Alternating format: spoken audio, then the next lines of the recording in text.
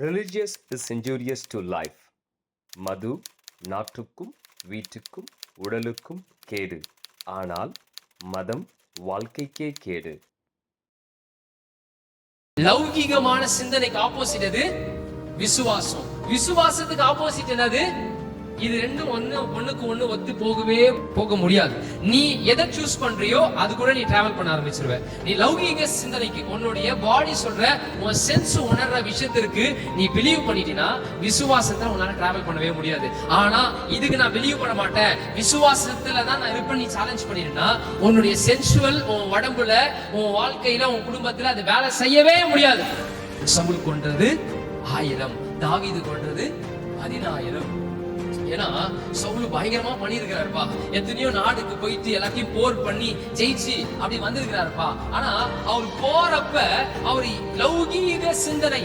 எப்படி லௌகீக சிந்தனை? 10,000 சோல்ஜரை கூட்டு போயிருக்கிறாரு, 40 யானையை கூட்டு போயிருக்கிறாரு, இத்தனை ஒட்டகங்களை கூட்டு போயிருக்கிறாரு, இவ்வளவு ஈட்டி எடுத்துட்டு போயிருக்கிறாரு, இவ்வளவு அம்புகளை வச்சிருக்கிறாரு, இவ்வளவுத்தையும் எடுத்துட்டு போயிட்டு தான் ஜெயிச்சிருக்கிறாரு.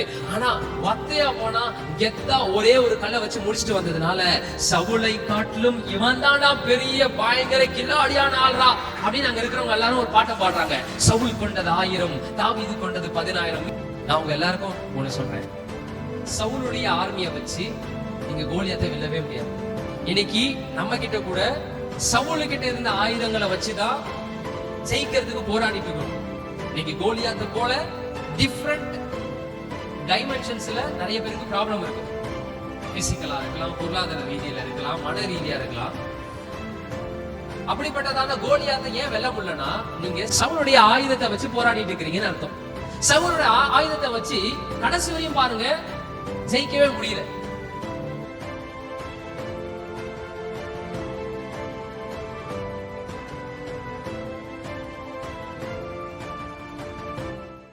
ஒன்னு சாமுவேல் எழுதின புஸ்தகம் 17வது அதிகாரம் 8வது வசனத்திலிருந்து ஒரு சில வசனங்களை நீங்க வாசிக்க போறீங்க. அவன் வந்து நின்று இஸ்ரவேல் சேனைகளை பார்த்து சத்தமிட்டு, நீங்கள் யுத்தத்திற்கு அணிவகுத்து நிற்கிறது என்ன? நான் பெலிஸ்தன் அல்லவா? நீங்கள் சவுலின் சேவகர் அல்லவா? உங்களில் ஒருவனை அவன் என்னிடத்தில் வரட்டும். அவன் என்னோடு யுத்தம் பண்ணவும் என்னை கொல்லவும் சமர்த்தனானால் நாங்கள் உங்களுக்கு வேலைக்காரராயிருப்போம். நான் அவனை ஜெயித்து அவனை கொள்வேனானால் நீங்கள் எங்களுக்கு வேலைக்காரராயிருந்து எங்களை சேவிக்க வேண்டும் என்று சொல்லி, பின்னும் அந்த பெலிஸ்தன், நான் இன்றைய தினம் இஸ்ரவேலுடைய சேனைகளை நிந்தித்தேன், நாம் ஒருவரோடு ஒருவர் யுத்தம் பண்ண ஒருவனை விடுங்கள் என்று சொல்லிக்கொண்டு வருவான். சவுலும் இஸ்ரவேல் அனைவரும் அந்த பெலிஸ்தனுடைய வார்த்தைகளை கேட்டு கலங்கி மிகவும் பயப்பட்டார்கள்.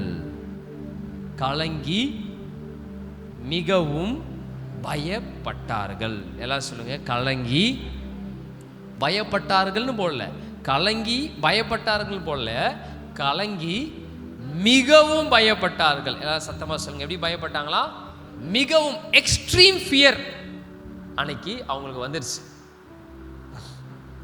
இப்போ வாசிக்கப்பட்ட இந்த சம்பவங்களை சண்டே கிளாஸில் கேட்டிருப்பீங்க, சர்ச்சில் கேட்டிருப்பீங்க, நிறைய மெசேஜில் கேட்டிருப்பீங்க. தாவீது கோலியாத்தினுடைய கதை இன்ஃபேக்ட் நிறைய ஸ்கூல் புத்தகங்களில் இருக்குது. நான் படிக்கும்போது என்னுடைய இங்கிலீஷ் புக்கில் வந்து எந்த ஸ்டாண்டர்ட்னு தெரில, ஒரு ஐ திங்க் 9th ஸ்டாண்டர்ட் படிக்கும்போது கோலியாத் அண்ட் டேவிட்னுடைய ஸ்டோரியை வந்து ஸ்கூல் புக்கில் கூட அப்போ இங்கிலீஷ் புக்கில் போட்டிருந்தாங்க.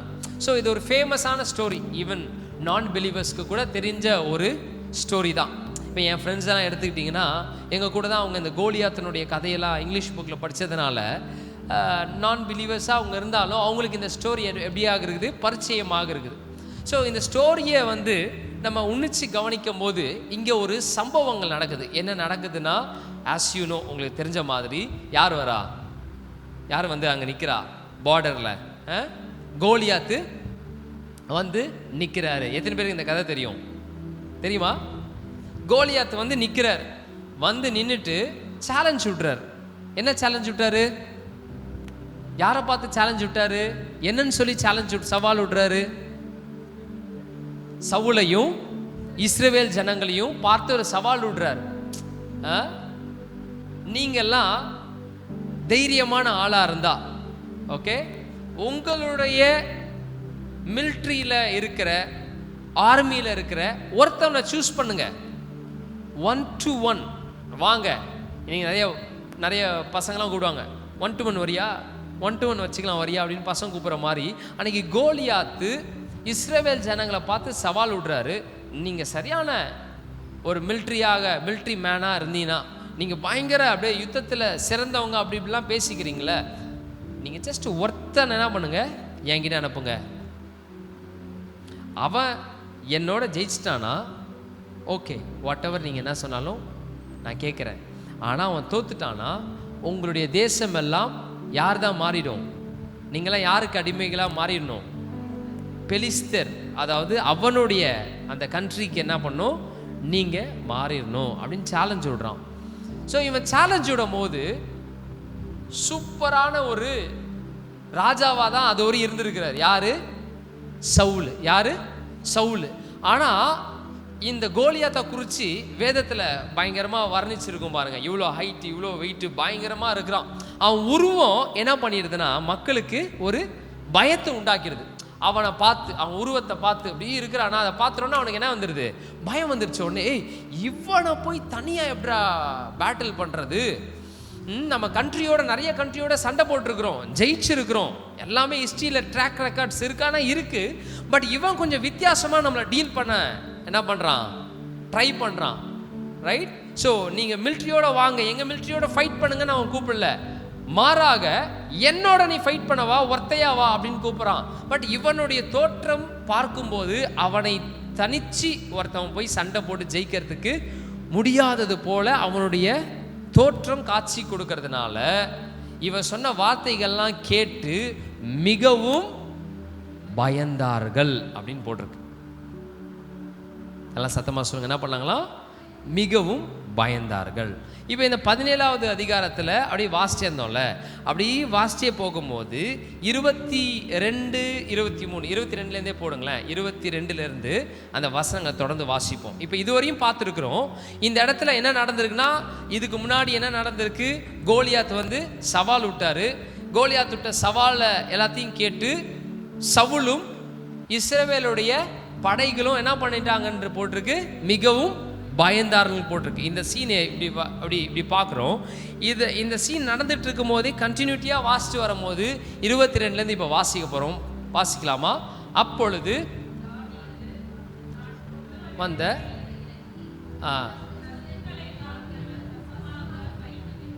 சேனைகளுக்குள் ஓடி தன் சகோதரரை பார்த்து சுகமாய் இருக்கிறீர்களா என்று கேட்டான். தொடர்ந்து அவன் இவர்களோடு பேசிக்கொண்டு இருக்கையில் இதோ காத் ஊரானாகிய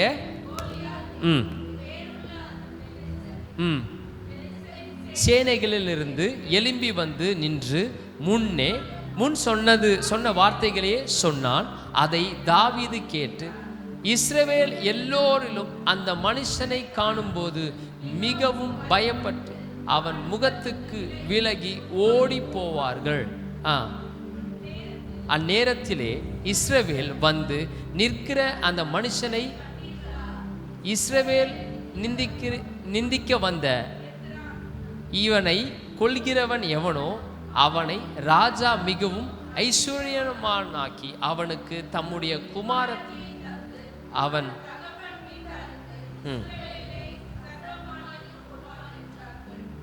அப்பொழுது தாவீது தன்னண்டையில் நிற்கிறவர்களை பார்த்து, இந்த பெலிஸ்தனை கொன்று இஸ்ரவேலுக்கு நேரிட்ட நிந்தையை நீக்குகிறவனுக்கு என்ன செய்யப்படும்? ஜீவனுள்ள தேவனுடைய சேனைகளை நிந்திக்கிறதற்கு விருத்த சேதனம் இல்லாத இந்த பெலிஸ்தன் எம்மாத்திரம் என்றான். போதும். இதுக்கு முன்னாடி வரையும் கோலியாத்து என்ன சேலஞ்ச இஸ்ரவேலுடைய படைக்கு கொடுத்துட்டு இருந்தானோ அதே தான் மறுபடியும் பேசி நடந்துட்டு இருக்கு. இப்போ தாவீது அப்படின்றவன் வந்து இஸ்ரவேலுடைய படையில் இல்லை, அவன் ஆடுகளை மேய்ச்சிட்டு இருக்கிறான். ரொம்ப சாதாரண ஃபிசிக்கலாக அவன் ரொம்ப பயில்வான் அப்படின்னு சொல்கிற லெவலுக்கு பயங்கரம் இல்லை, சாதாரணமான ஒரு தோற்றத்தை உடையவன். போருக்கு அவன் போய் ஒரு மிலிட்ரியில் ஜாயின் பண்ணுற லெவலுக்கு அவனுடைய தோற்றம், அவனுடைய உடல் கூட தகுதி இல்லாதது போல காட்சி கொடுக்கிறது. யாருக்கு? மனிதர்களுக்கு. அவனுடைய உடல் கூட அதுக்கு எலிஜிபிள் இல்லை அப்படின்ற லெவலுக்கு தான் அவனுடைய சிச்சுவேஷன் இருக்குது. ஸோ ஒரு டைமில் இது பேரலாக நடந்துட்டு இருக்கும் போதே நம்ம எல்லாருக்கும் தெரியும், அவங்க அப்பா கூப்பிட்றாரு, பார்டர்ஸில் உன்னுடைய அண்ணன்மார்கள் இருக்கிறாங்க, அவங்கள போய் நல்லா இருக்கிறாங்களான்னு பார்த்துட்டு வா. போய் மாதக்கணக்காக ஆகுது, என்ன ஆயிடுச்சுன்னு தெரியல. இன்றைக்கி மாதிரி எனக்கு என்ன இல்லை, ஃபோன் இல்லை, வாட்ஸ்அப் இல்லை, எந்த ஆப்பும் இல்லாததுனால அவங்கள போய் சந்தித்து நலம் விசாரித்து கொண்டு வான்னு சொல்லி தின்பண்டங்களெல்லாம் கொடுத்துட்டு அனுப்பிட்டு வர்றார். ஸோ இவனுடைய டாஸ்க் என்னன்னா, நீ சண்டை போகிற லெவலுக்கு உனக்கு என்ன இல்லை, அந்த திறமையோ அந்த தகுதியெல்லாம் உனக்கு இல்லை, பட் அட்லீஸ்ட் என்ன பண்ணு, சகோதரர்களை போய் பார்த்து விசாரித்து விட்டு வா அப்படின்றாரு. இவர் அப்படியே பிள்ளை காப்பாய் மாதிரி அங்கே போய் என்ன பண்ணுறாரு, அப்படியே போய் நிற்கிறாரு. நிற்கும் போது அங்கே நடக்கிற சம்பவத்தை அவர் பார்த்து அவர் அங்கே ஒரு மாதிரி ரியாக்ட் பண்ணுறார். என்ன ஒரு மாதிரி ரியாக்ட் பண்ணியிருக்கிறார்னா, ஒரு வாட்டி கூட இவர் போர்க்காலத்தில் நிற்கலை, எந்த போரையும் அவர் சந்திக்கவே இல்லை. ராமன் சொல்லுவீங்களா? எந்த போரையும் அவர் இதுவரையும் சந்தித்ததே கிடையாது, எந்த வெப்பனையும் அவர் ஹேண்டில் பண்ணதே கிடையாது. பட் அவர் அங்கே போய் நிற்கிறாரு. இந்த கோலியாத்து டெய்லி அவனுக்கு என்ன வேலையாக இருக்குன்னா, வரான், பார்டர் கிட்ட வரான், நின்று அந்த சவாலை விடுறான். இந்த சவாலை விட்டுட்ட பிறகு அவன் திரும்பியும் போகிறான். இவன் சவாலை விடும் போது எல்லாரும் பயந்து ஓடுறாங்க. இப்படி நடந்துட்டுருக்கிற ரொட்டீனாக ஒரு விஷயமா நடந்துட்டுருக்கு. இவன் போகிற அன்னைக்கும் அந்த சம்பவம் நடக்கும்போது அதை பார்த்து, பல போர்களை பார்த்து பல வெற்றிகளை பார்த்த சவுலும் இஸ்ரவேலுடைய கூட்டமும் பண்ணாத ஒரு விஷயத்த இவன் பண்ணுறான். இதுக்கு முன்னாடி நம்ம பார்த்தோம், இந்த சவாலை விட்டுட்டோன்னே சவுலும் இஸ்ரவேல் ஜனங்களை என்ன பண்ணாங்கன்னு பார்த்தோம், மிகவும் சொல்லுங்க என்னன்னு பார்த்தோம், பயந்தார்கள். ஆனால் இவரு அதே வேர்டை தான் கேட்குறாரு, அதே சேலஞ்சை தான் கேட்குறாரு. எந்த விதமான வார்த்தைகளும் மாற்றணும், அதே சேலஞ்சை கேட்குறாரு. சேலஞ்சை கேட்டுட்டு இவர் ஒரு வார்த்தையை சொல்கிறாரு. அதே இடத்துல நின்றுட்டு, விருத்த சேதனம் இல்லாத இவன் யார்? இஸ்ரவேலுடைய தேவனுடைய படைகளை எதிர்க்கத்தக்கதான இவனுக்கிட்ட என்ன அப்படிப்பட்ட வல்லமை இருக்கு அப்படின்னு கேட்குறார். ஹல்லேலூயா, ஹல்லேலூயா வரணும். சேம் வேர்டை தான் அவரும் கேட்குறார். ஒன்ன மாதிரி என்ன மாதிரி அதே வார்த்தைகள்லாம் அவரும் கேட்குறார். ஆனால் உங்களுக்கும் எனக்கும் பயம் வந்துடுது. ஐயோ இப்படியானால் எப்படி ஆகுமோன்ற ஒரு பயம் வந்துடுது. சில நேரத்தில் நியூஸை கேட்குறீங்க, 2-3 வருஷத்துக்கு முன்னாடிலாம் நியூஸை பார்க்கும் போதெல்லாம் நம்மளுக்கு என்ன வந்துட்டு இருந்துச்சு, பயம்தான். அந்த நாட்டில் வந்துச்சு, ஐயோ இந்த நாட்டில் வந்துடுமா அப்படின்னு பயந்துக்கிட்டே இருந்தோம்.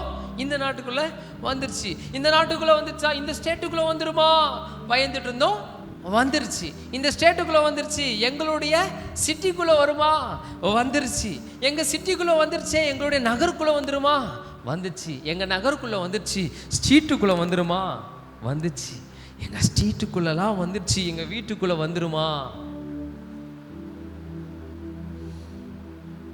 ஒரே இன்ஃபர்மேஷனை தான் பாஸ் பண்ணுறாங்க. பட் சவுலும் ஆண்டோடைய பிள்ளைகள் சொல்லப்படுற இஸ்ரவேல் ஜனங்களும் அதை கேட்டுட்டோன்னே பயப்படுறாங்க. ஆனால் இவருக்கும் அதே கேள்வி, அதே வார்த்தைகள் தான் வருது. இன்ஃபேக்ட் அவங்களுக்குனாச்சும் போற பார்த்துருக்குறாங்க, ஃபைட் பண்ண தெரியும், எல்லாமே தெரியும். இவருக்கான ஒன்றுமே தெரியாத ஒரு சிச்சுவேஷனில் இருந்தாலும் இவர் கொடுக்குற ரெஸ்பான்ஸ் தான் அங்கே சூழ்நிலைமையே மாற்றிருச்சு. ஹல்லேலூயா. அந்த இடத்துல டெய்லியுமே ஒரு டென்ஷன் நிறைந்த ஒரு பூமியாக இருக்குது, டென்ஷனாக இருக்குது. ஏன்னா என்ன பண்ணுறதுனே தெரில, பயங்கர டிஸ்கஷன். ராஜா ஒரே மீட்டிங் மேலே மீட்டிங் வைக்கிறாரு, ஆனால் எந்த மீட்டிங்லையும் எந்த சொல்யூஷனும் வரல. டெய்லி கூப்பிட்டு அந்த பிளானை பண்ணலாமா, இப்படி பண்ணலாமா அப்படின்னு சொல்லி பிளான்ஸ் எல்லாம் போடுறாங்க, வரல. ராஜா இன்னும் பயங்கரமான ஒரு ஆஃபரும் கொடுக்குறாரு. என்ன ஆஃபர் கொடுக்குறாரு? என்னுடைய பொண்ணையே நான் பண்ணுறேன், உனக்கு கொடுத்துட்றேன், அப்படி இப்படின்னு பயங்கர ஆஃபர்ஸ்லாம் கொடுத்து பார்க்குறாரு. இப்போனாச்சும் யாராவது வருவாங்களா, இப்போனாச்சும் யாராவது தைரியமாக ஒருத்தன் வருவானான்னு சொல்லி என்னென்னையோ ஸ்ட்ராட்டஜி பண்ணுறாங்க. பயங்கரமாக டென்ஷனான நிலவரத்தில் டென்ஷனை ஃப்ரீ பண்ணுறதுக்காக இந்த தாவீது போய் ஒரு வார்த்தையை சொல்கிறாரு பாருங்க. அது வரையும் அங்கே ஏளனமாக நிறைய பேர் பேசியிருக்கலாம், பட் அந்த இடத்துல சூழ்நிலைமைகள் மாறுகிறத வாசிக்கும் போது நம்மளால பார்க்க முடியுது. ரைட்? அது வரையும் பயந்துட்டு இருந்தவங்க கொஞ்ச நேரம் பயத்தை ஹோல்ட் டவுன் பண்ணிட்டு அவனை பார்த்து ஏளனம் பண்ணினாச்சும் அட்லீஸ்ட் சிரிக்க ஆரம்பிக்கிறாங்க. இங்க இருக்கிறவா அது வரையும் பயந்துட்டு என்ன நடக்க போகுதுன்னு தெரிஞ்சவன் அந்த பயத்தை கொஞ்ச நேரம் ஸ்டாப் பண்ண என்ன பண்றாங்க, டேய் என்னடா நீ காமெடி பேசிட்டு இருக்கிற, நீ யாருக்கிட்ட பேசிட்டு இருக்கிற, என்ன பேசிட்டு இருக்கிற, இதெல்லாம் உனக்கு தெரியுமா அப்படின்னு சொல்லி அட்லீஸ்ட் அந்த கொஞ்ச நேரத்துக்குனாச்சும் இவனை ஏளனமா பேசுற டைம்லனாச்சும் அவங்க என்ன பண்றாங்க, டென்ஷனை விட்டு கொஞ்சம் ஃப்ரீயா இருந்துருக்கிறாங்க. பாருங்களேன், ஒரே வார்த்தை, ஒரே இன்ஃபர்மேஷன், ஒரே செய்தி, ஆனா தாவீது அதுக்கு ரெஸ்பாண்ட் பண்றது வேற மாதிரி இருக்குது, மற்றவங்க ரெஸ்பாண்ட் பண்றது வேற மாதிரி இருக்கு. தாவீது என்ன ரெஸ்பாண்ட் பண்ணார்னா ஒரு குழப்பமான ஒரு ரெஸ்பான்ஸ் அங்கே கொடுக்குறாரு. நல்லா வாசிச்சோன்னா தெரியும். எல்லாம் சொல்லுங்க, குழப்பமான பதில். சொல்லுங்க, குழப்பமான பதில்.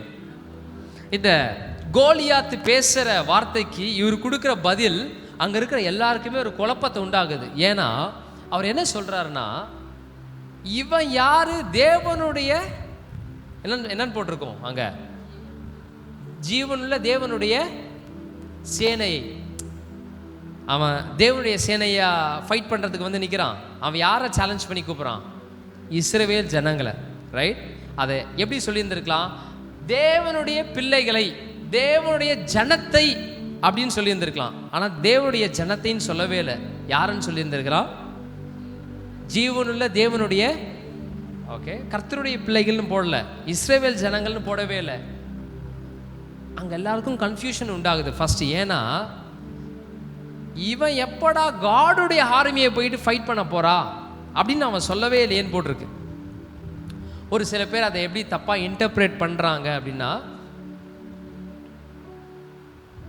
தாவீது அங்க இருக்கிற இஸ்ரவேல் ஜனங்களை தான் கர்த்தருடைய ஆர்மின்னு சொல்றாருன்னு அப்படி சொல்றாரு போல நினச்சிக்கிறாங்க. அங்க இருக்கிற இஸ்ரவேல் ஜனங்களை காடுடைய ஆர்மின்னு அவர் சொல்லவே இல்லை. காடுடைய ஆர்மி அப்படின்றது ஒன்று இருக்கு, அது கண்கள்னால பார்க்க முடியலனாலும் காடுடைய ஆர்மின்னு ஒன்று இருக்குது. நல்லலையே சொல்ல மாட்டேங்க. ஜீசஸை சிலுவையில் அறையும் போது அங்கே ஒரு மேட்ரை சொல்கிறார்.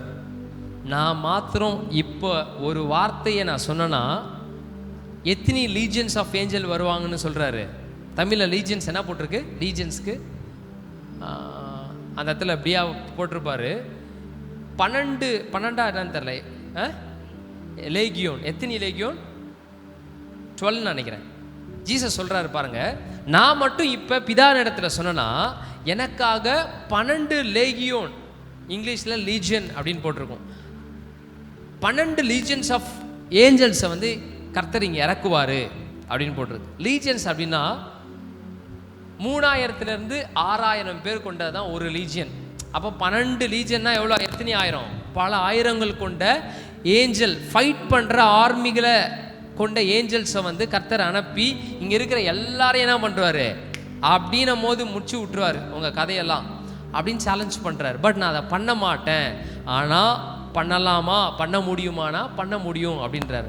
இந்த மேட்ரை ஜீசஸ் கிரைஸ்ட் பல வருஷம் கழித்து சொல்கிற மேட்ரை தான் தாவீது முன்னாடியே சொல்கிறார். என்னன்னா, நம்மளை ஒருத்தன் அட்டாக் பண்ண வரும்போது நமக்கு சார்பாக ஆண்டவர் யுத்தம் செய்கிற தேவதூதர்களை வைத்திருக்கிறார் அப்படின்னு அறிந்து கொண்டதுனால தான் இவன் இஸ்ரவேல் ஜனங்களை தொடர வந்தானா, இஸ்ரவேல் ஜனங்களுக்காக கர்த்தர் வைத்திருக்கிற தேவதூதர்கள், யுத்தம் செய்கிற தேவதூதர்கள் என்ன பண்ணுவாங்க, வந்து இவங்களை சங்கரிப்பாங்கன்னு அந்த இன்ஃபர்மேஷனை, அந்த நாலேஜ் அறிஞ்சதுனால அவன் அப்படி பேசுகிறான். ஆனால் மற்றவங்களுக்கு எல்லாருக்கும் அந்த அவேர்னஸ் இல்லை. ஏன்னா அவங்கெல்லாம் ஏஞ்சல்ஸை பார்க்கல. இவர் வனாந்திரத்தில் இருந்தாலும் ஏஞ்சல்ஸை பார்த்துருக்கிறாரு பாருங்க. ரலேலியா சொல்லுங்களேன். ஸோ இவருக்கு தெரிஞ்சிருக்கு. என்ன தெரிஞ்சிருக்கு? கர்த்தருடைய பிள்ளைய முன்னாடி நின்றுட்டு இருக்கிற என்ன ஏதாவது பேசுனா யார் உன்னை வந்து உன் தலையடிப்பா, உன் முடியை அறுத்து போடுவா அப்படின்றது வந்து எனக்கு தெரிஞ்சிருக்கணும். ஆமென். கடைசியில் பாருங்களேன், அந்த ஃபைட்டில் தாவீது சொன்னதான் நடந்துச்சு. பேருக்கு தான் தாவீது கல்லை விட்டு எறிகிறாரு, ஆனால் அங்கே வியர்டான ஒரு சம்பவம் நடக்குது. கல்லை இப்படி விட்டா எப்படி விழுந்திருக்கணும்? மல்லாக்க விழுந்திருக்கணும். ஆனால் இவர் எப்படி விடுறாரு? குப்பரை விடுறாரு, முகம் குப்பரை விழுந்தாரு. அப்படின்னா முன்னாடி அடித்த கல் மேட்ரு இல்லை, யாரோ பின்னாடி அவர் அடிச்சிருக்கிறாங்க. ஹல்லேலூயா, ஹல்லேலூயா.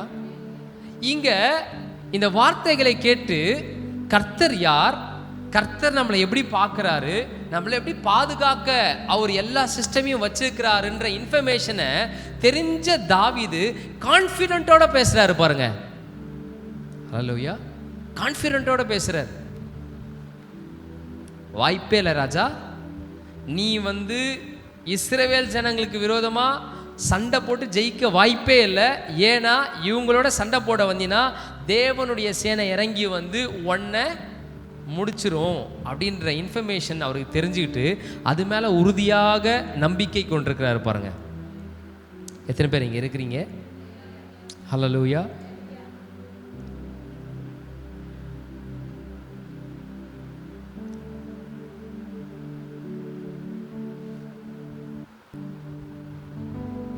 ஒரு இன்ஃபர்மேஷன் நம்மளுக்கு வரும்போது அதை நம்ம எப்படி எமோஷனாக ப்ராசஸ் பண்ணுறோன்றதை பொறுத்து தான் நம்மளுக்கு பயம் வருதா இல்லையான்றது இருக்கும். இதை எப்படி சொல்கிறது அப்படின்னு யோசிக்கிறேன். உங்களுக்கு புரிகிற மாதிரி சொல்லணும்னு ஆசைப்பட்றேன். பயம் ஏன் வருதுன்னா, ஒரு இன்ஃபர்மேஷனை கேட்டு எமோஷ்னல் ரீதியாக அதை நீ எப்படி ப்ராசஸ் பண்ணுறன்ற பொறுத்து தான் பயத்தின் ஆவி உனக்குள்ளே என்ட்ராக முடியும். உங்களுக்கு பிடிச்சவங்க, ரொம்ப வேண்டப்பட்டவங்க, இல்லை ரொம்ப பிடிச்சவங்க, உங்களுக்கு ரொம்ப நெருக்கமானவங்க, இல்லை உங்கள் ஃபேமிலி மெம்பர் ஒரு மோசமான ஒரு சூழ்நிலைமையில் வியாதியில் எதுலையா மாட்டிக்கும் போது அவங்க மேலே நீங்கள் அளவு கடந்த பிரியம் வச்சிருக்கிறதுனால, அவங்கள மிஸ் பண்ணிடக்கூடாது அப்படின்றதுனால, அவங்க மேலே எமோஷ்னலாக நீங்கள் வச்சுருக்க அட்டாச்மெண்ட் தெரிஞ்சுக்கிட்டு இந்த எமோஷனை கொண்டு பிசாசு என்ன பண்ணுறான் அப்படின்னா, ரைட்டு இவன் எமோஷ்னலாக எப்படி இருக்கிறான், ஒரு மாதிரி டிஸ்டர்ப்டாக இருக்கிறான், இந்த நேரத்தில் இவனை என்ன பண்ணலாம், ஈஸியாக அட்டாக் பண்ண முடியும். எமோஷ்னலாக அப்படி இருக்கும்போது ஐயோ இவங்களை நான் இழந்துடக்கூடாது, இவங்களை விட்டுறக்கூடாதுன்னு சொல்லி மெடிக்கல் உடைய எல்லா சிச்சுவேஷனும் தேடுறோம். எப்படியாவது இவங்களை காப்பாற்றிடணும். ஸோ அவங்க மேலே இருக்கிற எமோஷ்னலாக இருக்கிற பாண்டேஜ், அந்த பாண்ட் இருக்கிறதுனால பிசாசுக்கு என்ன தெரிஞ்சிடும்னா, இவன் எமோஷ்னலாக வீக்காக இருக்கிறதுனால இந்த டைமில் நான் என்ன பண்ண முடியும், இவனுக்கு என்னத்தை கொடுக்க முடியும், பயத்தை கொடுத்துட முடியும். ஹல்லேலூயா. பயத்தை இவங்க மேலே கொடுத்துட முடியும் அப்படின்னு பிசாசு என்ன பண்ணுறான், நம்புகிறான். பக்கத்தில் இருக்கவங்கள பார்த்து சொல்லுங்கள், உங்கள் எமோஷன் ரொம்ப முக்கியம். ஹல்லேலூயா. பிசாசு எப்படி உங்களை டெஸ்ட்ராய் பண்ண முடியும்னா, உங்களுக்கு பயத்தை கொடுத்து மட்டும்தான் உங்களை டெஸ்ட்ராய் பண்ண முடியுமே தவிர, பயத்தை கொடுக்காம உங்களை அவனால் டெஸ்ட்ராய் பண்ணவே முடியாது. ஒரு அலேலியா சொல்லுவீங்களா? ஃபெய்த்துக்கும் விஸ்டமுக்கும் சில நேரத்தில் நம்மளுக்கு அறிவு இல்லாமல் இருக்குது. அதை குறித்து அறிவு இல்லாமல் இருக்கிறதுனால மிஸ் பண்ணிடுறோம். யாராவது ஒருத்தர் எனக்காக யாக்கோபு 3வது அதிகாரம் 15வது வசனத்தை எடுங்களேன். 14லேருந்தே வாசிங்கம்மா, 14லேருந்தே வாசிங்க. உங்கள் இருதயத்திலே கசப்பான வைராக்கியத்தையும் விரோதத்தையும் வைப்பீர்களானால் நீங்கள் பெருமை பாராட்டாத இருங்கள், சத்தியத்துக்கு விரோதமாய் பொய் சொல்லாமல் இருங்கள். இப்படிப்பட்ட ஞானம்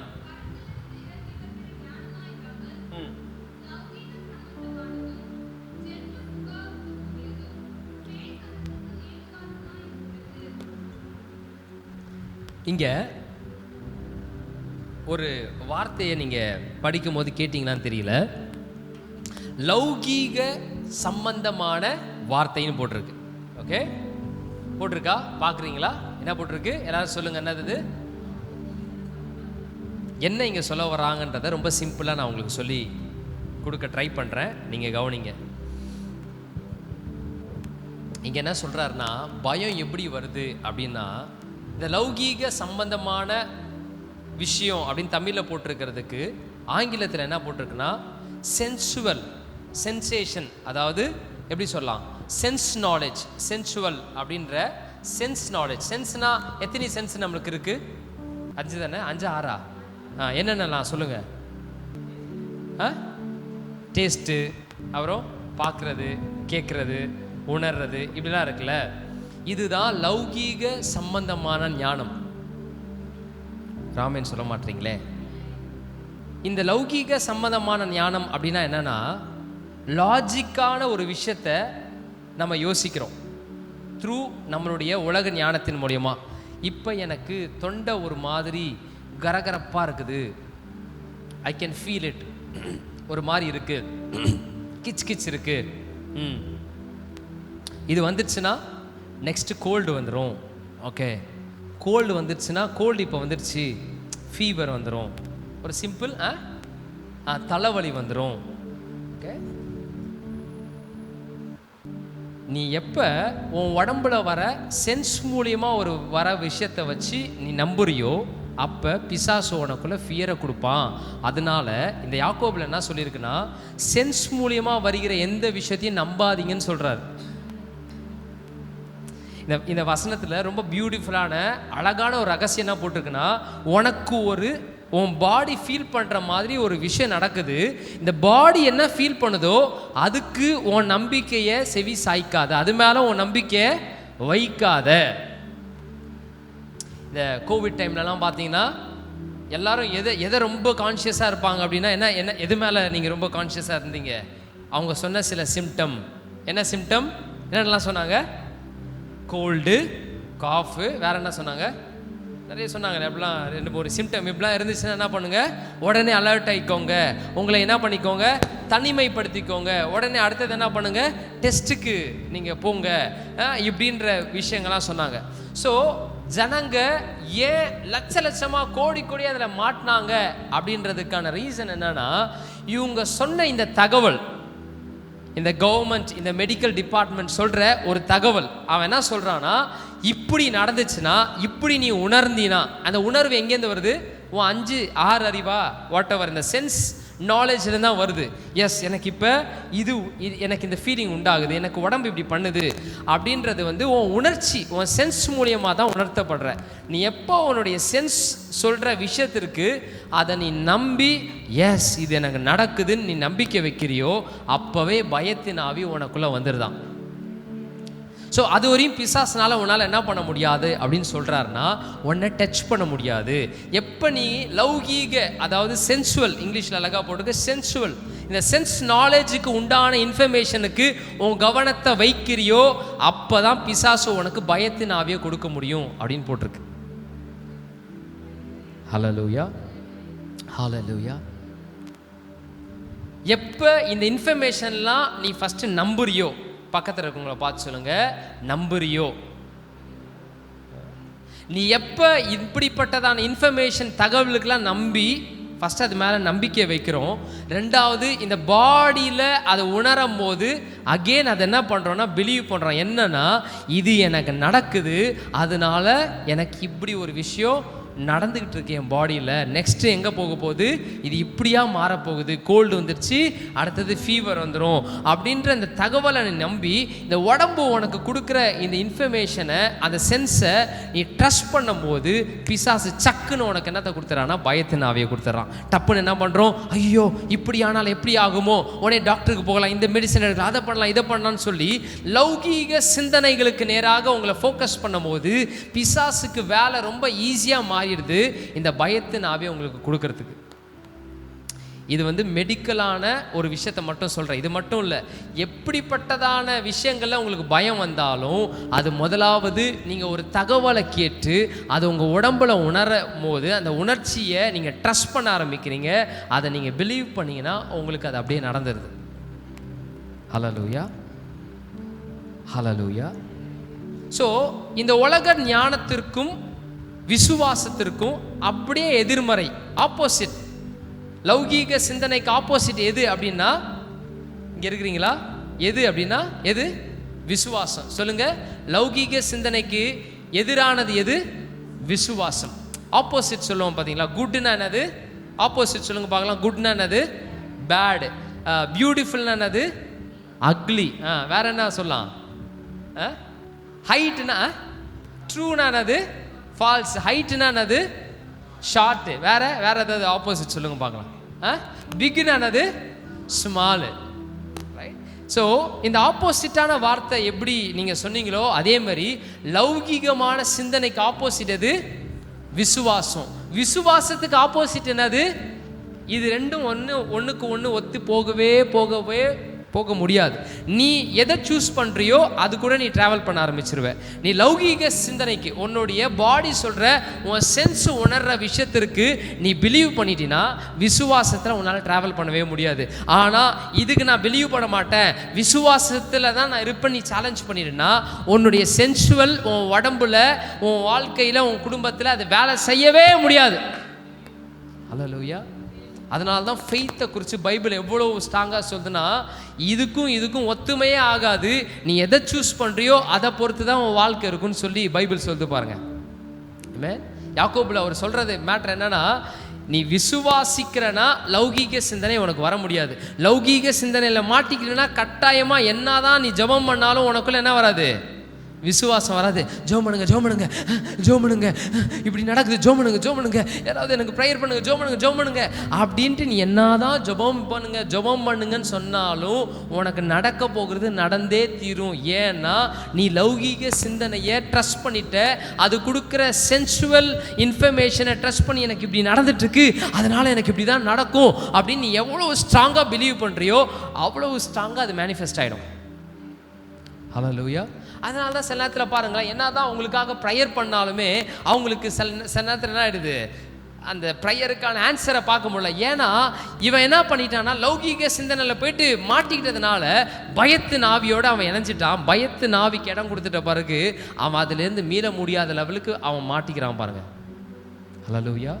ஃபியர் அவ்வளோ மோசமான ஒரு காரியம். பிசாசு கொடுக்குற இந்த பயத்து நாவி வியாதியை குறித்து மட்டும் இல்லை, உங்கள் பிள்ளைகளை குறித்து, உங்கள் எதிர்காலத்தை குறித்து, வாட் எவர் என்ன மாதிரியான விஷயத்தில் நீங்கள் சென்சுவல் ஆர் பார்க்குற இந்த விஷயத்தை வச்சு நீங்கள் நம்பிட்டீங்கன்னா இப்படி தான் நம்புது, நம்ம உடம்பு இப்படி தான் பண்ணுது, இல்லை நம்ம லைஃப் இப்படி தான் போயிட்டுருக்கு, இப்படி போயிட்டு இருந்தால் இப்படி தான் நடக்கும். வேலை இடத்துல பார்த்தீங்கன்னா என் சிச்சுவேஷன் இப்படி இருக்குது, என் ஜாபில் வந்து இருக்கிற இந்த ஜாபில் வந்து எல்லாமே சரியாக போகிற மாதிரி தெரியல, ஒரு மாதிரி எல்லாமே வந்து நெகட்டிவாக போயிட்டுருக்கிற மாதிரி இருக்குது, எனக்கு என்னவோ தெரிஞ்சு என் பாஸ் என்ன பண்ணுறாரு, வேலையை விட்டு அனுப்பிடுவார் போகிற, அப்படி தான் எல்லாமே நடந்துட்டு இருக்குது அப்படின்ற இன்ஃபர்மேஷனை நீ பார்த்து அதை நீ ட்ரஸ்ட் பண்ணிட்டனா, அதை நீ ட்ரஸ்ட் பண்ணும் போது தான் உனக்குள்ள பயம் வந்து எனக்கு இப்படி ஆயிடுமோ அப்படின்ற விஷயம் நீ எனக்கு என்னமோ டவுட்டாக இருக்குது, எனக்கு ஒரு பயமாக இருக்குது, இப்படி ஆயிடுமான்னு எனக்கு பயமாக இருக்குன்னு எப்போ நீ சொல்ல ஆரம்பிக்கிறேன்னா, இந்த லௌகீக சிந்தனைக்கு உன்னுடைய மைண்டை செவி சாய்க்கும் போது அது மேலே நீ ட்ரஸ்ட் பண்ணி இப்படிலாம் நடந்துட்டுருக்கு, இப்படி தான் நடந்துட்டுருக்குன்னு அவேர்னஸ் நீ அது மேலே வைக்கும்போது பயத்தின் ஆவி உனக்குள்ளே வந்து அந்த பயத்தின் ஆவி நீ என்ன பயந்தியோ அது நடந்ததாகவே அதை மாற்றி விட்டுட்டு உன்னை அழிச்சிட்டு போயிட்டே இருக்குது பாருங்க. இங்கே இருக்கிறீங்களா? சத்தமாக ஒரு அல்லேலூயா சொல்லுங்களேன். இங்கே ஏன் சவுலும் அவ்வளவு எக்ஸ்பீரியன்ஸான ஆர்மியும் தோத்து போனாங்க, ஆனால் தாவீது எக்ஸ்பீரியன்ஸே இல்லாத தாவீது ஏன் ஜெயிச்சார்னா சிம்பிள் ரீசன்.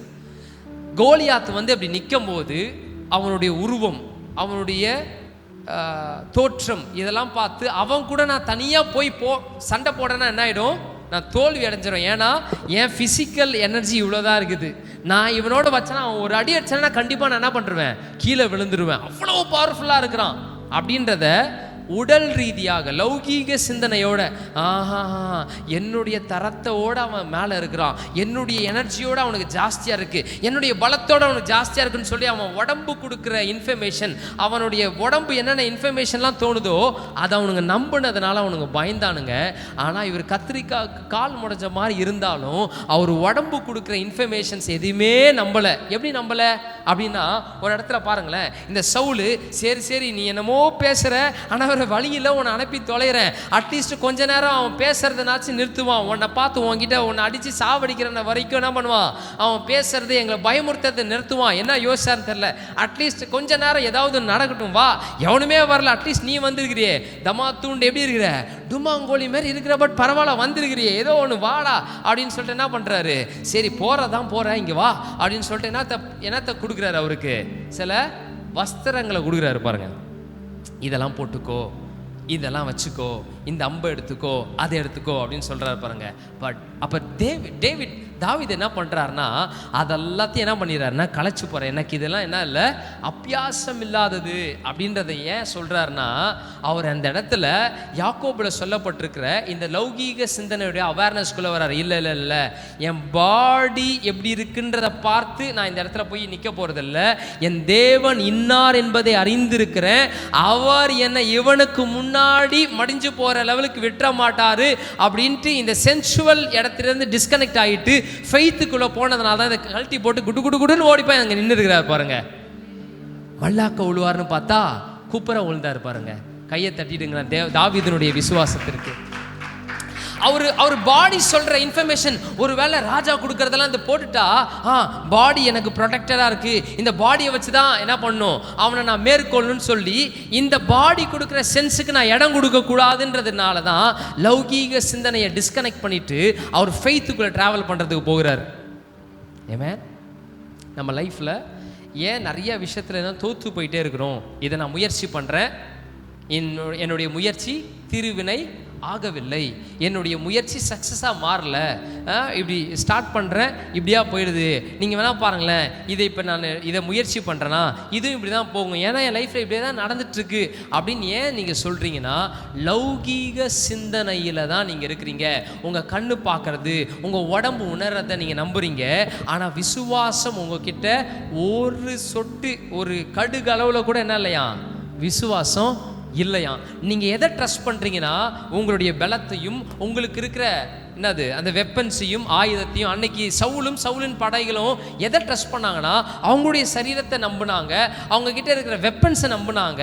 ஆனால் விசுவாசம் இல்லாதவர்களாக இருந்தாங்க. கர்த்தருடைய பிள்ளைகள் தான், ஆனால் அவங்க கர்த்தர் மேலே விசுவாசம் இல்லாமல் இருந்தாங்க. ஆனால் ஒருத்தர் வராரு, அவரு இந்த படையையும் இந்த படை பலத்தையும் அங்கே இருக்கிற ஆர்மி போடுற அந்த ட்ரெஸ்ஸையும் எதையுமே நம்பல, மாறாக கர்த்தர் மேலே விசுவாசத்தை கொண்டிருந்தாரு. அவர் ஜெயிச்சிட்டாரு. இவனுங்க யாருனாலையும் செய்ய முடியாத விஷயத்தை அவர் செஞ்சு காட்டிட்டார். ஹல்லேலூயா, ஹல்லேலூயா. அதனால தான் அப்புறம் பாட ஆரம்பிக்கிறான் பாருங்களேன். சவுல் கொன்றது 1000, தாவீது கொன்றது 10000. ஏன்னா சவுல் பயங்கரமாக பண்ணியிருக்கிறாருப்பா, எத்தனையோ நாடுக்கு போயிட்டு எல்லாத்தையும் போர் பண்ணி ஜெயிச்சு அப்படி வந்திருக்கிறாருப்பா. ஆனால் அவர் போகிறப்ப அவர் லௌகீக சிந்தனை, எப்படி லௌகீக சிந்தனை, 10,000 சோல்ஜரை கூட்டு போயிருக்கிறாரு, 40 யானையை கூட்டு போயிருக்கிறாரு, இத்தனை ஒட்டகங்களை கூட்டு போயிருக்கிறாரு, இவ்வளோ ஈட்டியை எடுத்துகிட்டு போயிருக்கிறாரு, இவ்வளோ அம்புகளை வச்சிருக்கிறாரு, இவ்வளோத்தையும் எடுத்துகிட்டு போயிட்டு தான் ஜெயிச்சிருக்கிறாரு. ஆனால் வத்தையா போனால் கெத்தா ஒரே ஒரு கல்லை வச்சு முடிச்சுட்டு வந்ததுனால சவுலை காட்டிலும் இவன் தாண்டா பெரிய பயங்கர கில்லாடியான ஆள்றா அப்படின்னு அங்கே இருக்கிறவங்க எல்லாரும் ஒரு பாட்டை பாடுறாங்க. சவுல் கொண்டது 1000, தாவீது கொண்டது 10000. மீனிங் என்னன்னா, சவுல் பண்ணதெல்லாம் பெரிய மேட்டரே கிடையாது.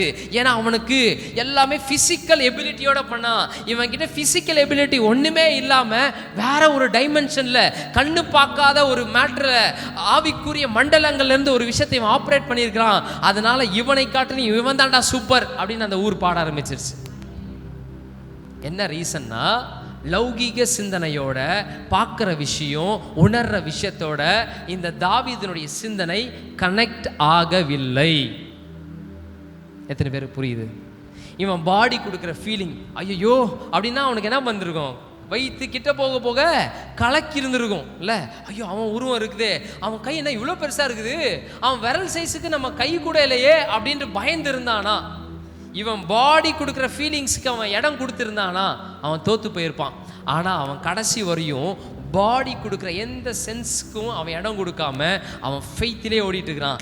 இங்கே போகிறான் பாரு, உம்மாலே நான் ஒரு சேனைக்குள்ளே பாய்வேன், உம்மாலே நான் ஒரு மதிலை தாண்டுவேன்ற மாதிரி அந்த உம்மாலே உம்மாலே உம்மாலேன்னு அவர் மேலே வச்ச விசுவாசத்தில் போனதுனால்தான் அவன் தாண்ட கூட இல்லை. அவன் கிட்ட போய் ஒரு கல் அடிக்கும் போது பின்னாடி யாரோ ஒருத்தவங்க அடிச்சிருக்கிறாங்க பாருங்க, புறமாண்டையில் டமாருன்ட்டு அப்படியே வந்து விழுந்தார். யாரு எங்கே வந்து விழுறாருன்னா இவர் காலுக்கு கீழே வந்து விழுந்துருக்கிறார்.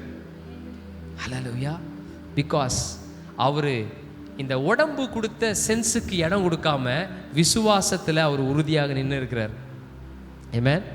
இன்னைக்கு நானும் சரி நீங்களும் சரி நிறைய இடத்துல ஃபெயிலியர் ஆகிருக்கிறோம். ஏன்னா நம்ம பாடி கொடுக்குற இன்ஃபர்மேஷனுக்கு நம்ம நம்பி இப்படி ஆனால் இப்படி ஆகும் அப்படின்றத மைண்டில் ஒரு விதமான லௌகீக சிந்தனை, லௌகீகனா உலகத்தில் மற்றவங்க எப்படி யோசிக்கிறாங்களோ, ஆண்டவரை விசுவாசிக்காதவங்களாம் எப்படி யோசிக்கிறாங்களோ அப்படி யோசிக்கிறோம் பார்த்தீங்களா.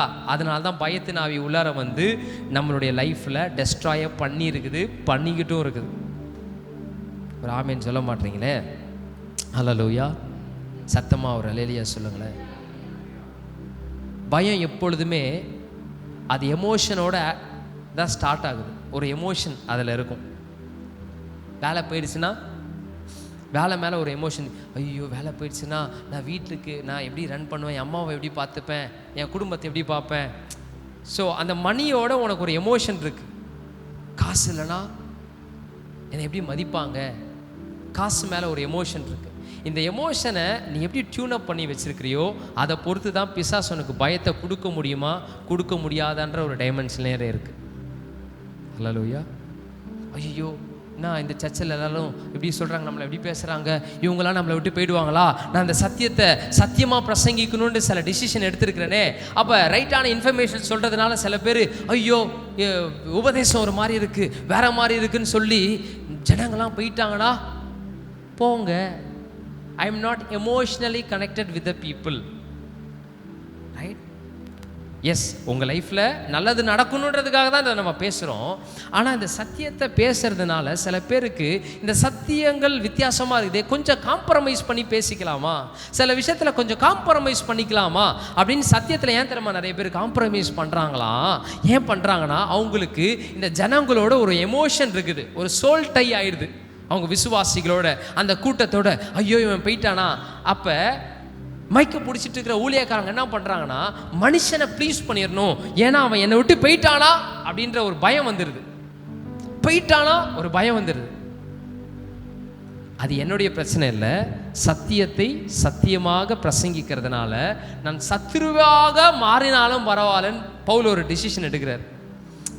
அவர் அங்கே என்ன பண்ணுறாருன்னா அவருடைய எமோஷனுக்கு இடம் கொடுக்கல. ஐயோ எல்லா ஜனங்களும் இருக்கிறாங்களே, இந்த அம்மா போயிடுச்சுன்னா, இந்த தம்பி என்னை விட்டு போயிட்டானா, இந்த சத்தியத்தெல்லாம் சொல்கிறது கொஞ்சம் காம்ப்ரமைஸ் பண்ணிக்கலாமே, கொஞ்சம் அவங்க பேசுகிற மாதிரியே நம்மளும் பேசிக்கலாமே, கொஞ்சம் லீகலாகவும் நம்ம பேசிக்கலாமே அப்படின்னு சொல்லி காம்ப்ரமைஸ் பண்ணுறதுக்கு அவர் விரும்பலை. ஏன்னா அவர் எமோஷனுக்கு இடம் கொடுக்கவே இல்லை, மாறாக விசுவாசத்தில் ஒரு உறுதியாக இருந்திருக்கிறார்.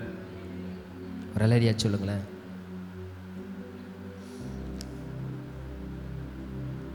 ஒரு விஷயத்தை நான் சொல்லிட்டு சில வசனங்களை காட்டி நான் முடிக்க விரும்புகிறேன். நான் உங்கள் எல்லாருக்கும் ஒன்று சொல்கிறேன்.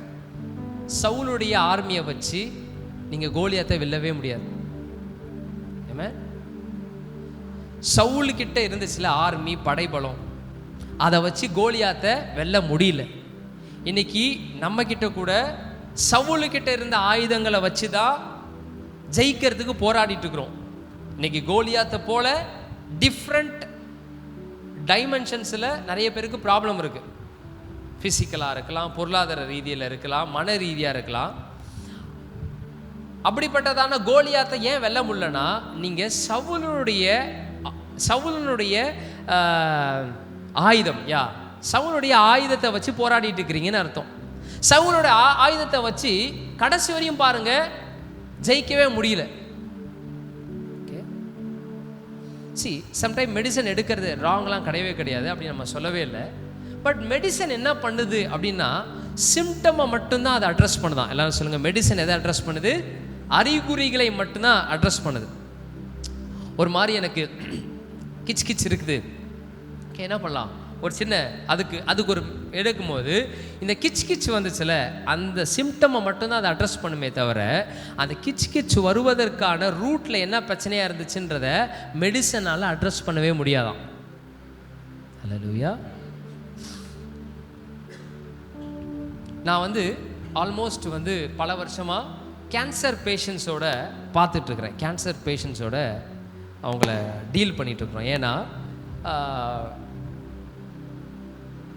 நம்ம பண்ணிகிட்ருக்க, நாங்கள் ஒர்க் பண்ண இடத்துல யூஎஸ்ஸுடைய ஹெல்த் கேர் சிஸ்டம் இந்தியாவில் மாதிரி இருக்காது.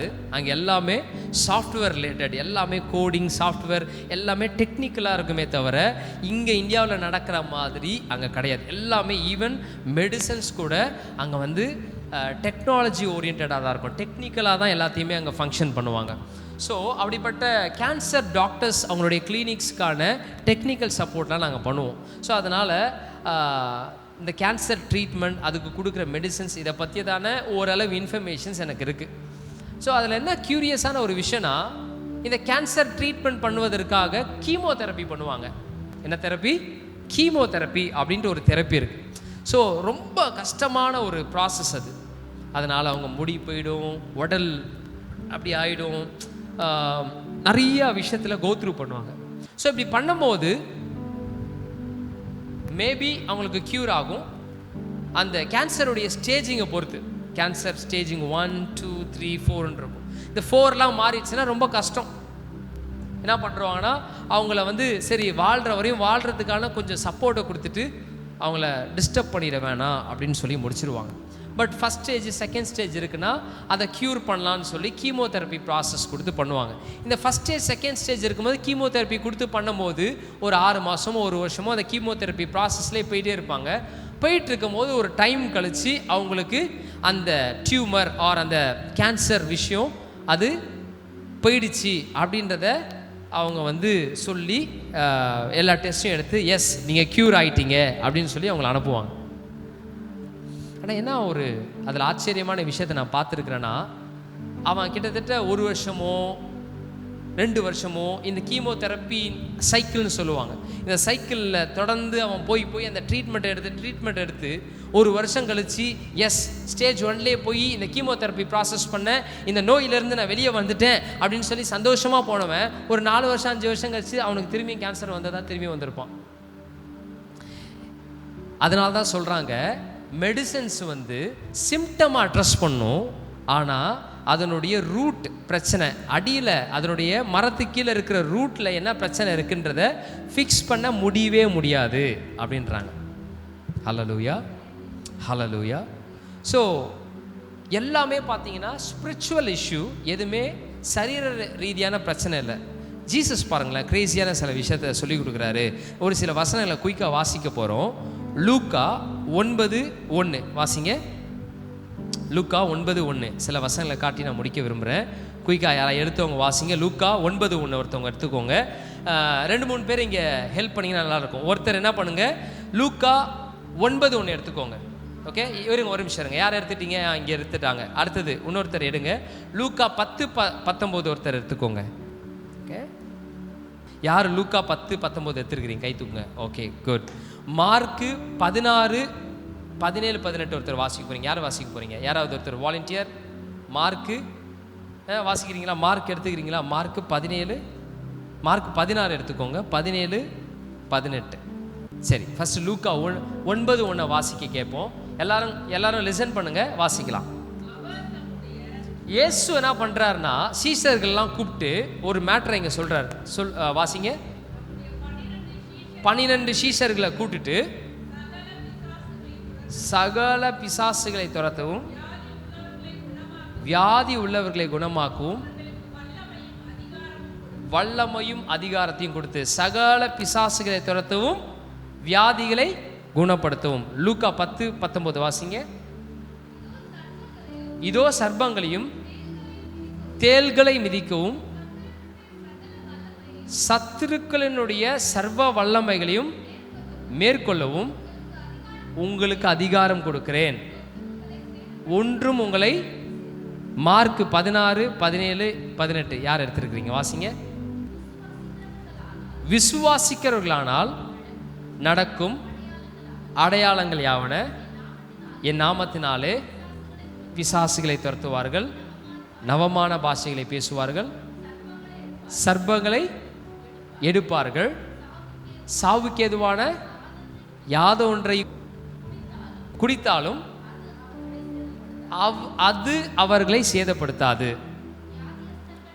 வியாதியஸ்தர்கள் மேல் கைகளை வைப்பார்கள், அப்பொழுது அவர்கள் சொஸ்தமாவார்கள். போதும், ஓகேவா? இந்த வசனத்தெல்லாம் கவனிச்சிட்டே இருங்க. மத்தேயு 10:1 ஒருத்தர் வாசிங்க. இன்னொருத்தர் அப்போஸ்தலர் நடபடிகள் ஆக்ட் சாப்டர் 10:38 வாசிக்க போறீங்க. முதலாவது மத்தேயு 10:1 வாசிங்க. இங்கே ஒரு சீக்ரெட்டை நம்ம பார்க்க போகிறோம்.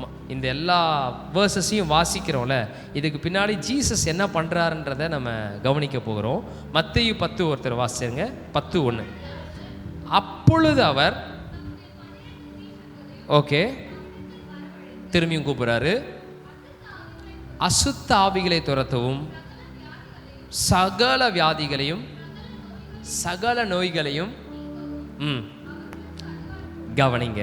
எல்லாரும் இப்போ என்ன பாருங்க, இவ்வளோ வசனம் வாசிச்சோம்ல, இந்த வசனம் எல்லாத்துலேயுமே ஒரு விஷயத்தை நம்ம கூர்ந்து கவனிச்சோன்னா, ஜீசஸ் எப்பப்பெல்லாம் இவங்களை கூப்பிட்டு இவங்களை ஹீல் பண்ணுறதுக்கு, ஹீலிங் மினிஸ்ட்ரிக்கு அனுப்புகிறாரோ, அப்போ இவங்களுக்கு ஒரு விஷயத்தை ரொம்ப ஸ்ட்ராங்காக சொல்லி அனுப்புகிறார். இவங்களை கூப்பிட்டு என்னத்துக்கு அனுப்புகிறாருன்னா, ஹீலிங் பண்ணுறதுக்கு அனுப்புகிறார். ராபின், நீ என்ன பண்ணு, அந்த ஸ்ட்ரீட்டுக்கு போயிடு, சசி நீ எங்கே போயிடு, இந்த நகருக்கு போயிடு, தீபிகா நீங்கள் எங்கே போங்க, இந்த நகருக்கு போங்க, அங்கே இருக்கிற வியாதியஸ்தர்களாக என்ன பண்ண போகிறீங்க, நீங்கள் ஹீல் பண்ண போகிறீங்க அப்படின்றதுக்கு தான் இன்வைட் பண்ணுறாரு. ஆனால் இன்வைட் பண்ணும்போது இங்கே வாசித்த எல்லா வசனங்களையும் ஒரு ரகசியத்தை நம்ம பார்க்குறோம். ஜீசஸ் என்ன சொல்கிறாருன்னா, போயிட்டு ஹீல் பண்ணு அப்படின்னு சொல்லலை, மாறாக அவர்கள், இப்போ லாஸ்ட்டாக வாசிங்களா, மத்தேயு 10:1 அதை மட்டும் வாசிங்க. இதே போல தான் எல்லா வசனத்துலேயும் ஒரு மேட்ரை சொல்லியிருக்கிறாரு. கவனிங்க, என்னது வாசியமா 10:1 வாசிங்க. அப்பொழுது அவர் 12 பேரையும் கூப்பிடுறாரு. இங்கே கவனிங்க, என்ன கவனிங்க, வெயிட் பண்ணுங்கம்மா. 12 பேரையும் கூப்பிடுறாரு. எதுக்கு கூப்பிடுறாருன்னா, ஹீல் பண்ணுறதுக்கு கூப்பிடுறாரு. எல்லாரையும் போய் சுகமளிக்கும் மினிஸ்ட்ரி, ஹீலிங் மினிஸ்ட்ரி பண்ண போங்க அப்படின்னு கூப்பிடுறாரு. கூப்பிட்டு அசுத்த ஆவிகளை துரத்தவும், லிசன், இவங்க எதுக்கு போக அனுப்புறாரு, எது பண்றதுக்கு அனுப்புறாரு, என்ன ஊழியத்துக்கு அனுப்புறாரு, ஹீலிங் மினிஸ்ட்ரிக்கு அனுப்புறாரு. சுகம் அளிக்கும் ஊழியத்தை பண்ணிட்டு வாங்க, சுகத்தை கொடுத்துட்டு வாங்கன்னு அனுப்புறாரு. ஆனால் சுகத்தை கொடுக்குறவங்களுக்கு ஒரு அடிஷ்னலான ஒரு முக்கியமான ஃப்ரண்ட்ல ஒரு இன்ஃபர்மேஷன் வைக்கிறாரு. என்னன்னா, தம்முடைய 12 சீஷர்கள் தம்மிடத்தில் வரவழைத்து அசுத்த ஆவிகளை துரத்தவும் சகல விதமான வியாதியஸ்தனை குணப்படுத்துறதுக்கு என்ன சொல்றாருன்னா, வியாதி அப்படின்றது உடம்பின் ரீதியாக வந்ததில்ல, இது ஸ்பிரிச்சுவல் இஷ்யூ. இது வந்ததற்கு பின்னாடி என்ன இருக்குன்னா, ஆவிக்குரிய விஷயங்கள் இருக்குது. இவன் எந்த ஆவிக்கு இடம் கொடுக்காம இருந்திருக்கணுமோ அந்த ஆவிக்கு இடம் கொடுத்துட்டான். அந்த ஆவியை ஃபர்ஸ்ட் துரத்துனாதான் அவனை சுகமாக்க முடியும் அப்படின்னு ஜீசஸ் சொல்றார். ஹல்லேலூயா. ஸோ சிக்னஸோட நம்ம என்ன டீல் பண்ணுறோம் அப்படின்னா, சில நேரத்தில் மெடிசனோட டீல் பண்ணுறோம், அது தப்புன்னு நம்ம சொல்லலை. பட் இந்த சிக்னஸ் வருவதற்கு பின்னாடி ஏதோ ஒரு ஆவி வேலை செஞ்சுருக்குது. அதை அட்ரஸ் பண்ணனா நீங்கள் மெடிசன் போட்டிருப்பீங்க, அப்போதைக்கு தற்காலிகமான ஒரு சிம்டமை மட்டும் என்ன பண்ணியிருப்பீங்க, ஃபிக்ஸ் பண்ணியிருப்பீங்க. அப்புறம் கொஞ்ச நாள் கழித்து அதே சிம்டம் மீண்டும் வருது. ஏன்னா ஃபஸ்ட்டு அட்ரஸ் பண்ண வேண்டிய அசுத்த ஆவிகள் என்ன பண்ணல, துரத்தலை. நம்ம என்ன நம்புகிறோம் அப்படின்னா, என் பாடி கொடுக்குற சிம்டம் நம்புகிறோம். ஆனால் இந்த சிம்டம் கொடுக்கறதுக்கு முன்னாடி, இந்த சிம்டமை வர வைக்கிறதுக்கு பின்னாடி ஏதோ ஒரு ஆவி இருக்குன்றதை நம்ம ஸ்ட்ராங்காக நம்பலை. ஹல்லேலூயா. புரிஞ்சவங்க ஒரு அல்லேலூயா சொல்லுங்கள். ஸோ இயேசு சீஷர்களுக்கு என்ன அதிகாரத்தை கொடுக்குறாருன்னா, பிசாசின் மேலே அதிகாரத்தை கொடுக்குறாரு. வியாதியை நீ சுகப்படுத்தணும்னா பிசாசுக்கு மேலே உனக்கு அதிகாரம் இருக்கணும், அவனோட நீ பவர்ஃபுல்லாக இருக்கணும். அப்படி பவர்ஃபுல்லை நான் உனக்கு கொடுக்குறேன், அப்படிப்பட்டதான வல்லமை நான் உனக்கு கொடுக்குறேன். ஸோ நீ போயிட்டு அந்த வியாதியஸ்தனுக்குள்ளே ஃபஸ்ட்டு சுகத்தை நீ கொடுக்கறதுக்கு முன்னாடி அந்த வியாதியை கொண்டு வந்து அந்த ஆவியை துரத்து, அப்புறமா சுகம் கொடு. அந்த சுகம்தான் பர்மனண்ட்டாக அவங்ககிட்ட இருக்கும் அப்படின்னு சொல்கிறார். அல்லேலூயா. நீ போயிட்டு ஜஸ்ட்டு அவன் ஏதோ ஒரு வியாதியில் இருக்கிறான்னு சொல்லி அந்த வியாதிக்கான ஆன்சரை மட்டும் கொடுத்துருவன்ட்டினா, அதுக்கு கீழே ரூட்டில் இருக்கிற ப்ராப்ளத்தை ஃபிக்ஸ் பண்ணாததுனால மறுபடியும் கொஞ்ச நாள் கழிச்சுன்னா வருது, அது மேலே வந்துடும். ஒரு அலையிலியா சொல்ல மாட்டேங்க. ஸோ பயத்தின் ஆவிக்கு நீங்கள் எந்தெந்த ஏரியாவெலாம் இடம் கொடுக்குறீங்களோ, நீங்கள் யாரோட கொலாபரேஷன் பண்ணுறீங்க அப்படின்னா பிசாசோட கொலாபரேஷன் பண்ணுறீங்கன்னு அர்த்தம். நான் எப்போல்லாம் பயத்துக்கு இடம் கொடுக்குறேனோ அப்போல்லாம் நான் பிசாசனோட பிளானுக்கு நான் என்ன பண்ணுறேன், இடம் கொடுக்குறேன். அவன் பிளானுக்கு நான் ஒத்து போகிறேன் அப்படின்னு அர்த்தம். பக்கத்தில் இருக்கிறவங்கள பார்த்து சொல்லுங்கள், அவன் பிளானுக்கு நீங்கள் ஒத்து போவாதீங்க, அது உங்களுக்கு நல்லதல்ல. சொல்லுங்கள், அது உங்களுக்கு நல்லதல்ல. சத்தமாக சொல்லுங்கள், அது உங்களுக்கு நல்லதல்ல. என் லைஃப்பில் நிறைய லாஸஸ் பார்த்துருக்குறேன், நிறைய தோல்விகளை பார்த்துருக்குறேன், நிறைய நஷ்டத்தை பார்த்துருக்குறேன், நிறைய டிஸப்பாயின்மெண்ட்ஸை, ஏமாற்றத்தை பார்த்துருக்குறேன், இழப்புகளை பார்த்துருக்குறேன். லேட்டர் ஆன் அப்புறம் எனக்கு புரிஞ்சுக்கிட்ட விஷயத்தை தான் இன்றைக்கி நான் சொல்லிட்டு இருக்கிறேன். இது எல்லாத்துக்கும் காரணம் ஃபியராக இருந்திருக்கு அப்படின்னு அனலைஸ் பண்ணும்போது, மேலோட்டமாக பார்க்கும்போது எனக்கு ஒன்றும் பயம்லாம் இல்லை அப்படின்றத சொல்லுவோம். ஆனால் அதை நம்ம நிறைய சரியாக ஆராய்ஞ்சு பார்க்கும்போது அதுக்கு பின்னாடி ஏதோ ஒரு ஃபியர் இருக்குதுன்னு அர்த்தம். ஹல்லேலூயா. எத்தனை பேருக்கு புரியுதுன்னு தெரியல? ஆமென். இப்படி ஆனால் எப்படி ஆகுமோன்னு ஒரு ஃபியர் ஃபியர் ஃபியர் ஃபியர். ஐயோ அங்கே வந்துடுச்சு, இங்கே வந்துடுச்சு, இப்படி தான் இது வருதுன்னு சொல்கிறாங்களே, இங்கேயும் வந்துடுமோ அப்படின்ற ஒரு அவேர்னஸ். பார்த்தீங்கன்னா எங்கேருந்து அந்த அவேர்னஸ் வருதுன்னா பயத்திலேருந்து தான் வருது. இது வந்துச்சுன்னா எனக்கும் அப்படி ஆகிடுமே. ஒரு அவேர்னஸ்ஸு எனக்குள்ளே இருக்குன்னா அந்த அவேர்னஸுக்கு பின்னாடி ஃபியர் இருக்குன்னு அர்த்தம். ஹலோ, ஹல்லேலூயா. லூக்கா 13:11 அதுலேருந்து 13 வரையும் ஒருத்தர் வாசிங்க. லூக்கா 13:11, 12, 13 யாரை எடுத்தவங்க வாசிங்க.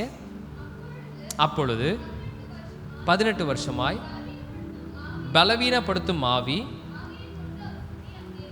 Okay okay okay okay okay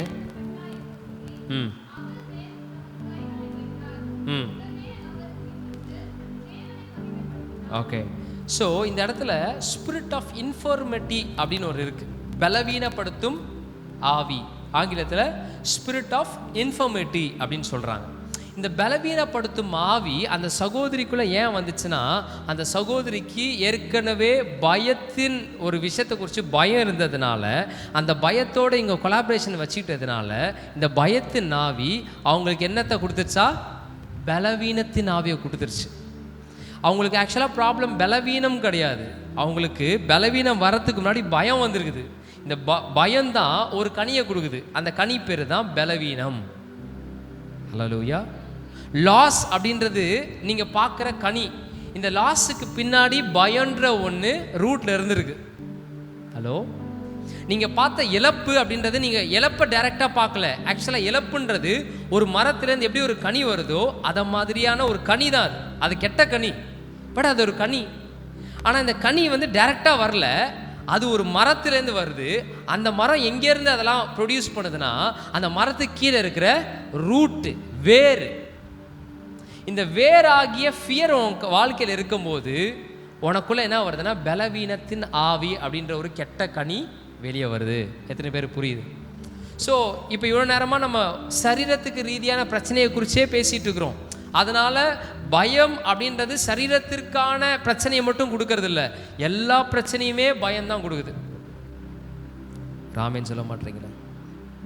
இங்கே 3 பேர் நான் எடுத்து வாசிக்க டைம் இல்லை, 3 பேர் ஃபியரை டீல் பண்ணதை நம்ம பைபிளில் பார்க்க முடியும். நீங்கள் மேபி டைம் வீட்டில் போயிட்டு அப்போஸ்தலர் 27 அதை வாசிக்கும் போது அங்கே ஒருத்தர் பவுல் என்ன பண்ணுறாரு அப்படின்னா, பெரிய ஒரு காற்று புயல் அடிக்கிற ஒரு இடத்துல போய் மாட்டிக்கிறார். போய் மாட்டிக்கிட்டு செத்துட்டோண்டா அப்படின்னு எல்லாம் நம்புகிற லெவலுக்கு அங்கே போய் அவருக்கே ஒரு டைம் என்ன வந்துடுது, பயம் வந்துடுது. அப்போ ஏஞ்சல் அவங்கள பார்த்து இறங்கி வந்து ஏஞ்சல் அவருக்கு சொன்ன ஃபஸ்ட்டு வார்த்தை என்னன்னா, பயப்படாத அப்படின்னார். ஸோ அவ்வளோ கான்ஃபிடென்ட்டாக அவர் வந்து போயிட்டுருக்கிறார். அதுக்கு பேர் என்னமோ ஒரு வார்த்தை சொல்லுவாங்க, என்னமோ ஒரு புயல், அந்த புயலுக்கு பேர் என்னமோன்னு சொல்லுவாங்க. அந்த புயல் வந்துருச்சு.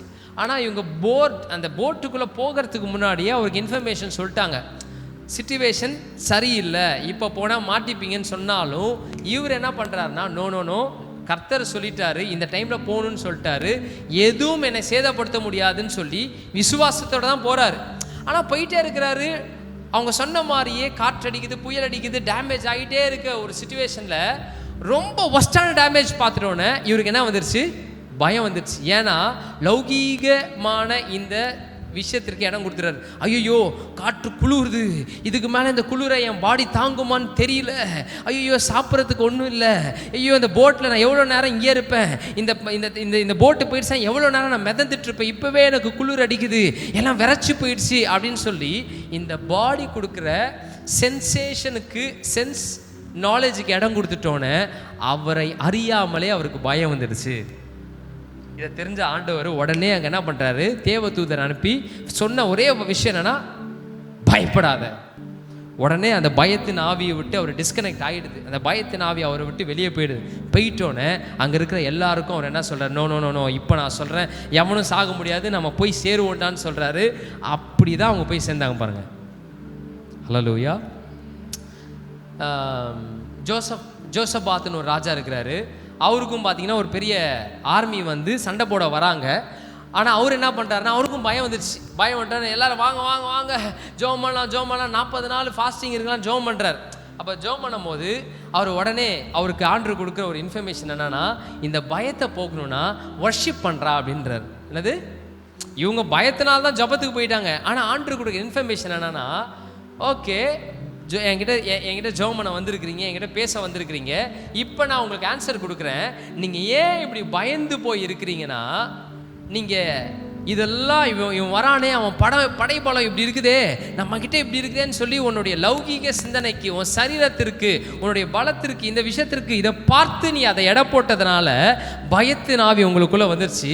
இப்போ இந்த பயத்தின் ஆவியை நீங்கள் துரத்தணும்னா நான் ஒரு மேட்ரை சொல்கிறேன், அதை பண்ணுங்கன்னு சொல்லி இவர் கிரேசியான ஒரு விஷயம் பண்ணுறாரு. என்ன பண்ணுறாருன்னா, ஒரு பெரிய டீம் அனுப்பி அந்த டீம் என்ன பண்ணிட்டு போகிறாங்களாம், வர்ஷிப் பண்ணிட்டு போகிறாங்க, ஆராதிச்சுட்டு போகிறாங்களாம். ஆராதிக்க இந்த பயத்தின் ஆவி அவங்கக்குள்ளே இல்லாமல் பறந்து போயிடுது. இந்த பயத்தின் ஆவி வெளியே அங்கே போயிட்டோன்னே அவங்க ஒரு பயங்கரமான ஒரு சம்பவம் நடந்திருக்கு பாருங்கள். ஹலோ, ஒரு அலேலியா சொல்ல மாட்டீங்களே. 2 வசனம் மட்டும் வாசி நம்ம முடிக்கலாம். ஏசாயா 51:12-13. ஏசாயா 51:12-13 குயிக்காடுங்க. யாரை எடுத்தவங்க வாசிங்க பார்க்கலாம். நானே உங்களுக்கு ஆறுதல் செய்கிறவர், சாக போகிற மனுஷனுக்கும் புல்லுக்கு ஒப்பாயிருக்கிற மனுபுத்திரருக்கும் பயப்படுகிறதற்கும் வானங்களை விரித்து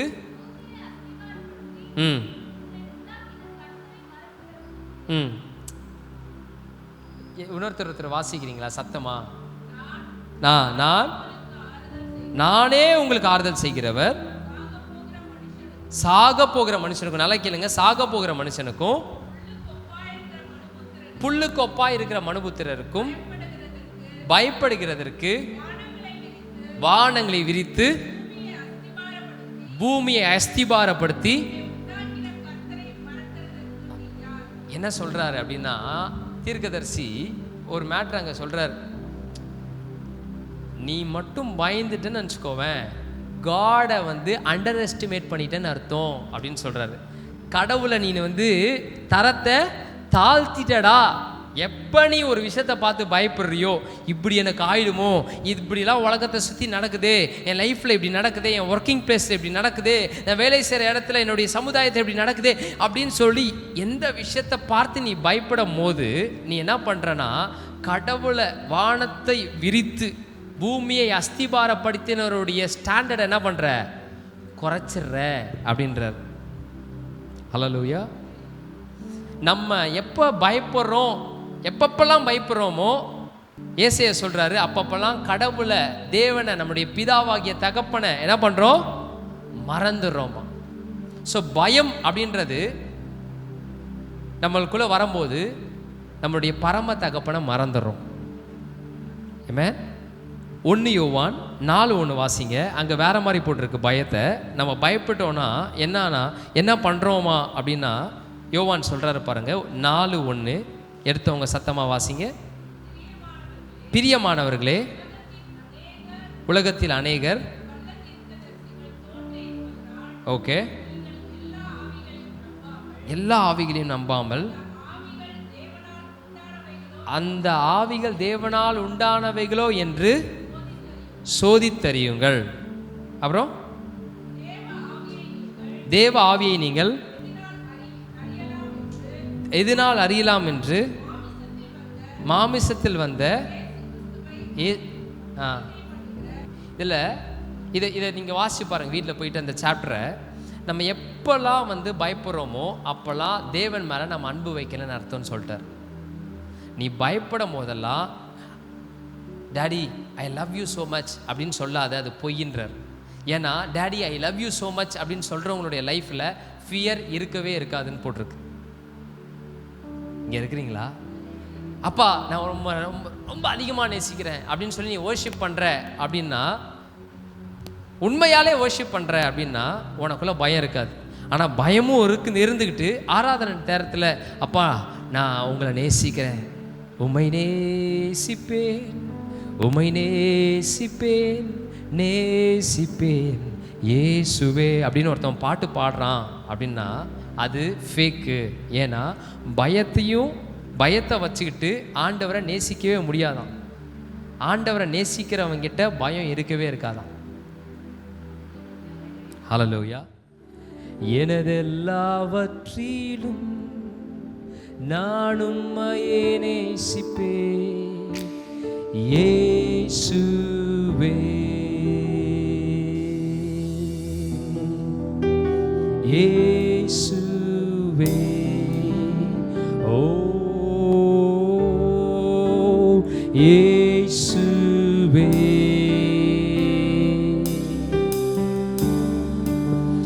நீரே என் தஞ்சம், டாடியை பார்த்து, நீரே என் கோட்டை